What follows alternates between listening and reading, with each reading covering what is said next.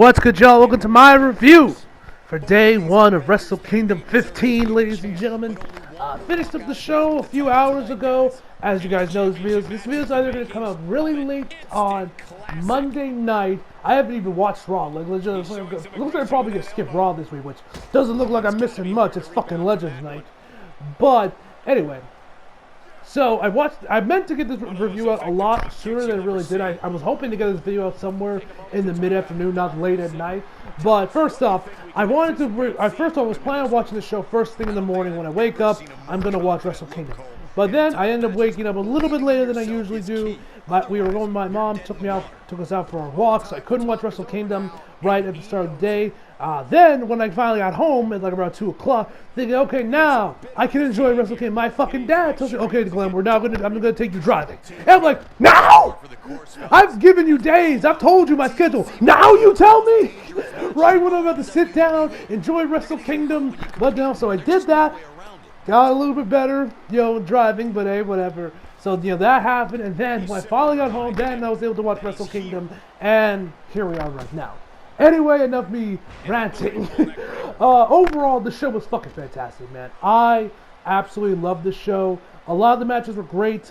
The last two in particular were fucking phenomenal. 10 out of 10 for those ones. Those are both 5-star classics, if you ask me. And, yeah, man, without further ado, let's just jump right in. So the first match on the card was Hiromu Tanahashi versus El Fantasmo, I think it's how you say it. Fantasmo, I'm saying it right. Who I guess is a member of the Bullet Club, judging by his gear. This is the first time I've seen El Fantasmo, and I was impressed by what I saw of him, and I really dug his gear with like the red, the gray camo, and everything. Looked really fucking cool. So as you guys remember, last year Wrestle Kingdom, Hiromu went up against Will Ospreay in another fantastic match when you had that just ridiculous like sequence of them just like countering each other and like jumping over the top rope, going for dives and everything. It was probably I was just like, what am I was like, Nani? He's like, I was just in awe of watching those two go at it. Now this match was not as good as that one, but it was still a great way to open the show. We also found out that there was actual live human beings in this show for one thing. Fucking Christ. Yeah, I'm so glad to see a wrestling show with actual humans in the crowd. It looked actually quite packed, too. I don't know, if I remember correctly, they mentioned on commentary that the Wrestle Kingdom was not as filled up as it usually is for Wrestle Kingdom, or I should say, the Tokyo Dome wasn't as filled up as it usually is for Wrestle Kingdom due to the pandemic. And they basically, like, of course, everything, that everyone had to wear masks and all that stuff for COVID, for the CV. But one thing that kind of surprised me that I don't really get, now, New Japan was probably the luckiest promotion when it came to getting affected by the pandemic, because, as you guys know, Japanese crowds are typically a lot quieter than here, so they mostly just, like, sit there and actually watch, and then you might get the occasional, like, clap, or the, ooh, shit like that. You're not getting, holy shit chants, nothing like that. So they really weren't really that affected. There are moments throughout the show where it is just dead quiet. I'm just like, fuck me, can someone say something? And apparently they said it's like, that no one was allowed to make audible noises as one of their precautions or policies because of the CV. I don't know how actually talking has anything to do with spreading the CV, but okay, whatever. So yeah, everyone's wearing their masks, and the show still looks pretty packed. I still don't get why they couldn't make audible noise. It's like, what does that have to do with anything? Then again, I'm not a scientist. Anyway, so back to the match itself. This match was a great way to open the show. As I said, you actually had El Fantasmo like trying to pay tribute to a lot of the former Bullet Club member leaders. Now there was no Finn Balor left over, but there was a decent chunk for Kenny Omega as well as AJ Styles. Like I remember the dude going for Styles Clash, he ended up missing it. But he also had another one that he actually managed to hit this time. He also went for, of course, the Rise of Terminator, which he actually faked out and did like this thing with his hands. I guess it's like his pose or whatever. And then he actually went for the One Wing In, which Hiromu Tanahashi countered into. And so anyway, Hiromu Tanahashi ended up coming out with the win for this match. Great way to open the show. Nothing too crazy. Like there was some crazy counters when he was like getting out of the one wing angel with some roll-ups and everything. Very good match. So great way to start the show. Nothing too crazy, but it was still a great way to open the show. Anyway, so next up we had the Gorillas of Destiny with Tama Tonga missing his beard, which was probably the weirdest thing to see in the entire show. Was that? I'm like, fam, why'd you shave your beard? Your beard made, but whatever. No, we'll get to that in a second. They went up against Zack Sabre Jr. and Taichi. So I enjoyed the Guerrillas of Destiny. They're probably my favorite tag team in New Japan, I would say, outside the Young Bucks when they were there. But this match was great. Zack Sabre Jr. always finds ways to impress me with how he can stretch his body to make these submissions. Like this man pulled off. First off, he did like this weird thing where he twisted his legs, snapped someone's necks. And then he also did this one weird one where he was twisting his body all around to get this really cool looking roll up pin where he was over, he had their legs pinned down, and he was and he had his back arched, he was laying on his head with his arms crossed. If y'all actually sat down and saw the show, you would see how impressive that spot was. I'm just like, goddamn.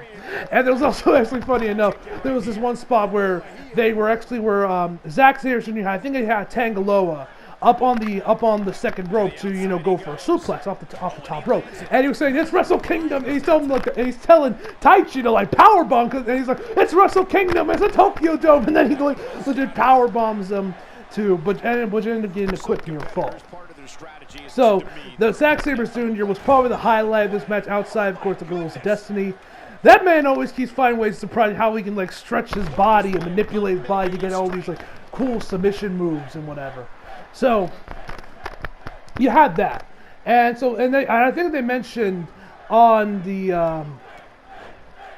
on commentary that apparently he shaved his beard to show how dedicated he was to finally winning the gold or going all the way and winning the gold of the Wrestle Kingdom.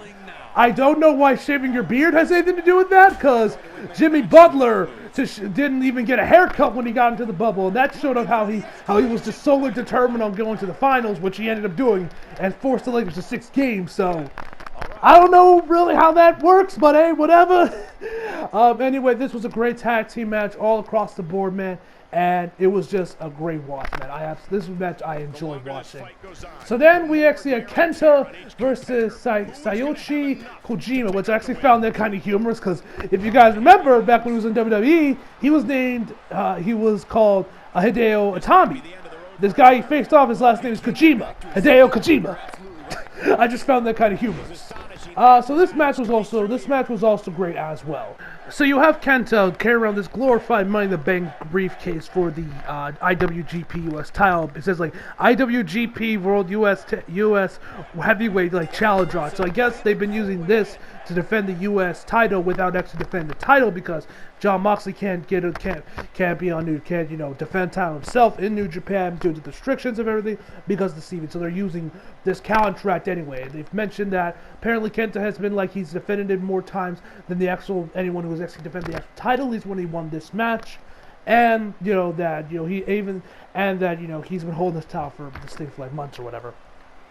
So Kojima. So for this match, like I said, it was great. Yeah, Kojima hitting the commentary team call them machine gun chops, where he's just hitting him over and over again with these rapid fire chops. As Kenta just sitting there, just gritting his teeth, tensing up his chest, just taking them. Then he replies back with some machine gun forearms, if you want to call it that. You also saw Kojima hit this brutal DDT spot where he had him on the apron with Kenta, and then the man just literally just slid off the apron to the floor, and Kenta just comes crashing down to the apron of the ring. Looked fucking nasty. So you had that. You also had Kenta also he also did pretty much like a coup de grace off the top rope. Yeah, he eventually did bring out the briefcase as well into the match, which they mentioned that's how he's been winning a lot of these matches. He's been winning by nefarious means for all these other defenses. He keeps winning, but he always uses the briefcase. So he tried again this time, but Kojima just swats it out of his hand, and eventually Kenta wins the match with the GTS. Like I said, great match. And I'm definitely looking forward to seeing Kenta versus Jon Moxley whenever that comes. I don't even know if I'm going to watch the match, because I'll probably forget about that match happening. But hopefully I don't, because I'm actually very curious to see what that match is going to look like. Because you guys know I love me some Jon Moxley. So anyway, next up was Hiroshi Tanahashi versus Great Okan. Now, I have no idea who the hell Great-O-Khan is. This is the first time seeing it. He looks pretty good. Hiroshi Tanahashi's like one of the legends over in New Japan. I'm not all that big on him, me personally, but this was a good match. I'm not going to lie, this was probably the weakest match on the card. But it was still like even then, it was still a good match if you ask me. So basically, I guess like what this match was going for was basically, people were like, this kind of seems like it's a theme going on with Hiroshi Tanahashi's match later. Like he's like the grizzled old, the old weathered veteran, and people were saying like, oh, it's past your time, old man, and he has to defend like, nah, motherfucker, I still got it. Which I guess that was basically what this match was. So like, for example, like you had him like Hiroshi Tanahashi jumping, like thrown off the top rope while still hanging on to hanging on to the top rope, which you guys can see it's all the time in like Royal Rumble spots. But but for some reason they actually called it like skin the cat, I think is what they called the move. Well, it's like when he basically just like pretty much like pulls himself back into the ring. So the first time he tried, he ended up failing, but the second time he ended up getting it. And also, the match started off with a lot of grappling, like Great-O-Khan was legit like moving, like standing very low, sliding along the ring, trying to get at Hiroshi Tanahashi's legs, the other portions of the match before they started to really start going at each other. So eventually, Hiroshi. A Great-O-Khan actually, he also gets a submission where like wraps his the submission where he basically like wraps his leg around his neck while Hiroshi's like on the floor. That actually looks pretty cool, but he ended up getting to the ropes to of course force the rope thing. But eventually, this was probably the best spot of the entire of the match. This is probably the spot of the night, or spot of the match, I should say, where Great-O-Khan brought this chair in the ring. It looks like it was gonna hit like some face choke slam, like some modified choke slam where basically he wrapped his hand around his face and just was gonna choke slam him that way, I guess. But Hiroshi ends up countering it, grabbing the chair. This man's screaming like, ah, ah! He's letting out a war cry, looking like he's about to start hitting him, wailing with the chair, and the man just starts screaming. He's like, ah, looking all menacing, angry, like he's about to snap, and then just casually tosses the chair to the side. Legit, he's like, ah, and tosses it to the side like it's nothing. Then just like, okay, I'm done. That was probably the match. That was probably the spot of the match. Was definitely that. But anyway, Hiroshi Tanahashi gets the win with a splash from the top rope, the high fly, I think it's what it's called, and of course wins the match. Next up, now we get to the good shit. These were definitely the match. Now, if you were to ask me, Glenn, what did I think was match of the night? I honestly couldn't tell you. I think I would give it to the match that's up right now, which is Okada versus Will Ospreay. Now, between here and that next match, or I believe it was right here, it might have been the match beforehand, but they had like a little like layover, a commercial break, because they had to like disinfect the ring and everything because of the TV and everything. So we got, and then the English commentators were pretty like, oh, you want to stay in the commercials? You want to check out the commercials? And what they announced is, first off, earlier on the show, they announced that there's going to be a New Japan video game. I don't know if it's going to be a mobile game or a straight up console game, but I guess we'll find out. So if it is a console game, that's cool. But the more interesting thing is that around the end of the commercials, they mentioned that New Japan is actually going to be coming to U.S. televisions, to U.S. TVs, and and I think the U.K. as well sometime soon. So I don't know if that means New Japan's getting a weekly show that's going to be airing on like fucking TNT or some shit, or this could be some other show that maybe just goes over older matches or it could just be where they're going to have their pay-per-views. I don't know what this new what they mean by it's going to be airing on American TVs, where New Japan's going to be airing on American TVs. I'm hoping that it is a weekly show like Dynamite or Raw, or a lot better, SmackDown, NXT, so I can actually sit down and actually watch New Japan consistently. If they have, like, legit, the only reason why I don't watch New Japan as consistently as I wish is because they only do pay-per-views. They don't have a weekly show to where I can okay, this is where the storylines are going to get advances that leads to the main shows. So, and that's just the main reason why I haven't stuck around, or that I don't watch New Japan consistently. Outside, of course, I always watch Wrestle Kingdom. I try to catch the Dominion, and I usually try to catch some of the G1. But I usually don't. I mostly just watch Wrestle Kingdom, basically. I try to catch the Dominion anyway. So I'm hoping that this means that we'll get a weekly show. They'll be airing on American televisions. I hope anyway, but we'll have to wait and see if that is the case or something completely different. We'll have to wait and see. Might just be highlights of New Japan shows. They might just air old matches there in like an hour-long block or something. I don't know. But we'll have to wait and see on that. I'm hoping it is now a weekly show. But anyway, enough of that. So this one I probably would say was match night between Okada and Will Ospreay. Now this match, when I saw this, was on the card when I opened up Wrestle Kingdom, when they were going through the intro, like going over what matches are going to be on the card and everything. This one I actually was probably the most excited for outside the main event, because I saw one of their previous matches between Okada and Will Ospreay. It was one of the matches New Japan released on their YouTube channel, one of the 3 matches, and I loved it, and I thought that match was great. This match was way better than this. It completely took a shit on that match, and it was amazing. Now, the storyline going in for this match, I believe, was basically that Will Ospreay, as he's now become heel, has betrayed Kazuchika Okada, and now he wants his revenge, and that's what we're getting the match of Wrestle Kingdom. Now, that's what they mentioned at the start of the show while they were making their entrances. Now, as you guys know, like I said before, I do not watch Wrestle Kingdom or New Japan, I should say. I don't watch it consistently. I want to, I wish I could, but I just ain't got the time. And and I don't know which shows are actually, like, the main shows are actually important, and which shows are not. Which also, actually, I almost forgot to mention this. Earlier on the year, this might have been after New Japan, closed up shop for the time being because of the CV. But I watched one of the older shows. I was just kind of bored one day, and I felt like watching some New Japan. And so when I got there and I picked the show, and on there was actually, you had Hiroshi Tanahashi and Kota Ibushi that were like the tag team champions at the time. And eventually, Zack Sabre Jr. came in there and interrupted them, interfered in the match, and then he got on the mic and said, and people were booing him, and he's like, "Hey, I'm vegan, I can't get sick." I laughed so hard when he said that, man, when I watched that show. Fucking hilarious, man. But anyway. I think that match was actually between Kota Ibushi and Hiroshi Tanahashi against the Guerrillas of Destiny. I think that's what it was. I might be wrong there. But anyway, so I just wanted to bring that up because I found that kind of funny. I forgot to mention that during the Will Ospreay match, or the Zack Sabre Jr. match, excuse me. So anyway, I was hyped for this match, and these guys did not disappoint. Now, I don't know if I mentioned this before in my other New Japan videos, but I'm honestly not that big of a Kazuchika Okada guy. I respect him; he is a great pro wrestler, but to me, he's no Johnny Gargano. I'm sorry. Whenever I see Okada on the card, I'm not like, oh yeah. It's like, oh, okay. But like I said before, he's a great wrestler. I loved his matches with Kenny Omega.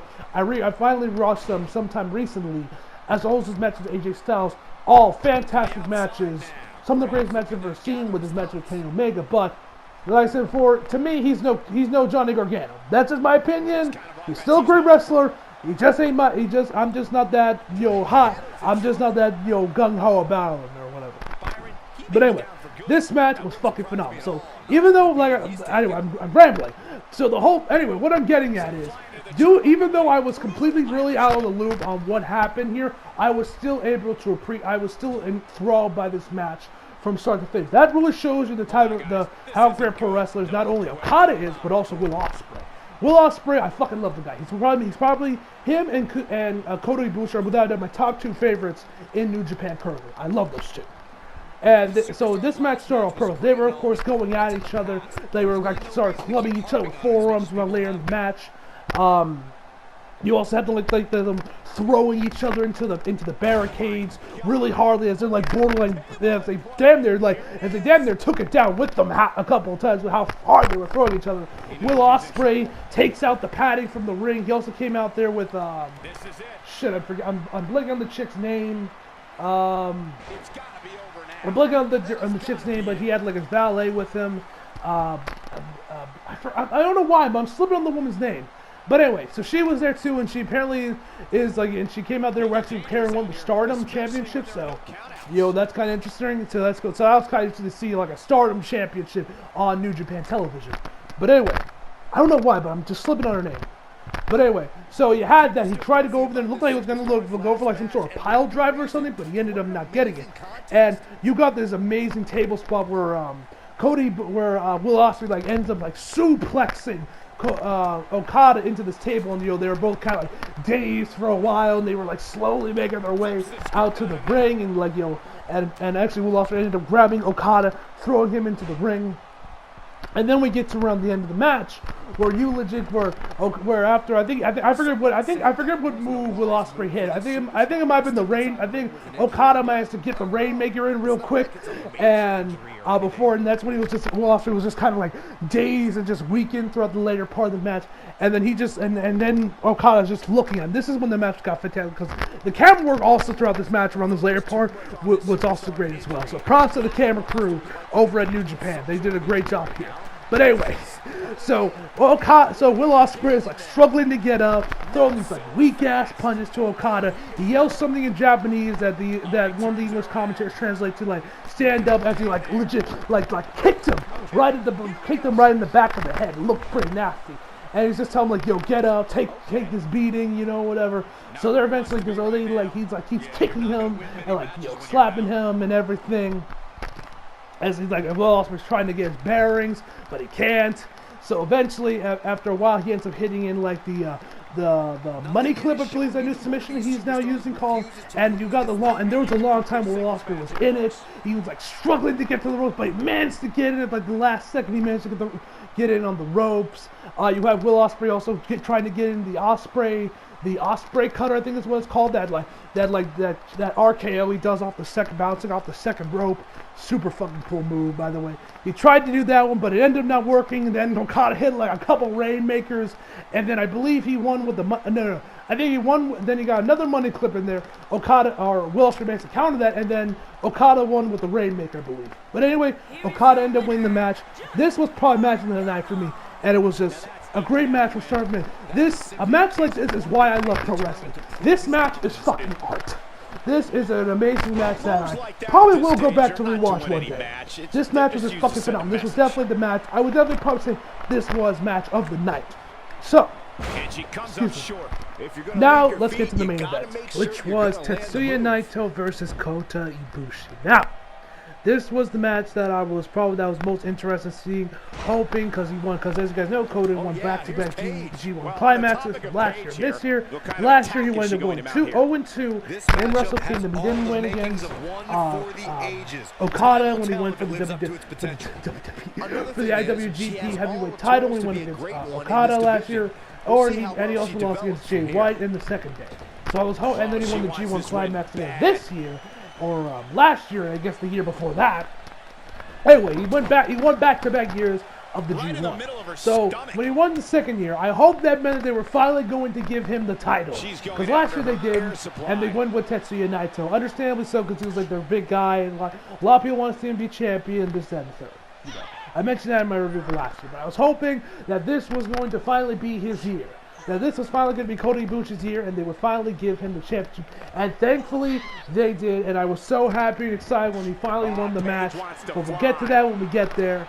But anyway, so unfortunately, there was no Cell Ibushi in this match. I am kind of disappointed that we didn't get to see him go no Cell when he unlocks Ultra Instincts, and he just does nothing phase him. I don't know if he still does it, or that was just kind of like a little thing he did last year and the year before that, but I loved No Cell Ibushi every time it was on. I don't know if he still does it. Tell me down below if he does, but I kind of wish we saw No Cell Ibushi. But anyway, we didn't get it. But anyway, now, if you guys know, they mentioned this on commentary that these two both have history together. They're always these two have history of facing each other. Now, you guys may also remember, I think it was at like Dominion a couple years back, was when there was this nasty spot where Kota Ibushi's neck hit like right up and like hit flush with like hit flush with the apron or whatever, and the man could have honestly killed himself. And I think Dave Meltzer interviewed him about that spot. He says, I know how to bump. And I'm like, bullshit. You could have killed yourself with that spot. And once again, Kota Ibushi says, you know what? I'm going to play some Russian roulette again. Because this time the man got suplexed off when they were on the outside, and he got German suplexed by Naito, and the man landed directly on his head. Why this man is trying to test his luck, see how far he can go. I don't know, but whatever. So that was a pretty nasty spot. And we also had another spot where they were going to go at it on the apron, which it looked like they might have tried to let's see if we can run, let's see if I can test my luck with death again, like he did the Dominion that year, but nothing happened. thankfully. But this time he ended up where Cody Bush ended up hitting like a Hurricane Rana or whatever off the apron as Naito was charging right at him. It looked really cool, and I legit tweeted holy shit right after that spot. So that was pretty fucking awesome. You also had it like earlier on in the match where these two were kind of like going at each other with different countering each other with different rest holds or whatever. And then at the end, Naito's just like on the ground looking like fucking like Andrade Cien Almas on the ground. He's like, sup fam? And then we get to around the end of the match. They're finally starting to hit their finishers. Kota hits, the Kamigoye, and they mentioned actually on commentary that it required 2 Kamigoyes for him to win the G1 last year. So he hits the one, of course, near fall. He goes for the second one, but he goes for the second one once again, a near fall. But then he goes for like a fiend. Then he goes for like a Phoenix splash. I think he went for, and but that ended up not working. He ended up missing him.